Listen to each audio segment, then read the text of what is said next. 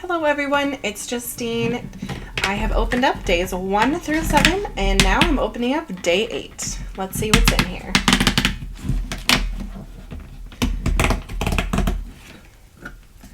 A die with a heart.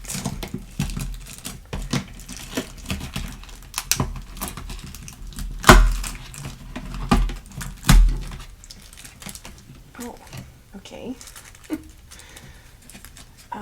Let's see. I'm just going to write down the product number so I don't forget. It looks like the glue dot took it off for me. I think it is S2322. If I had to guess, based on looking at it backwards. Let's open it up. Oh, cute. There's like a little sunrise inside of a heart frame. Even just this heart frame by itself would be really neat. I know that I need to start making some Valentine's Day cards here because February is in 2 months. So I have to make some Valentine's Day cards. But this looks really cute. I could even see the little gnome in the heart.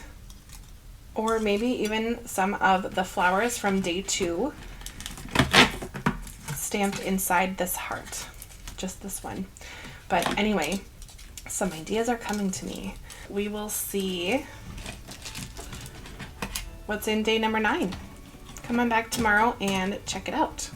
Thanks for watching. Bye.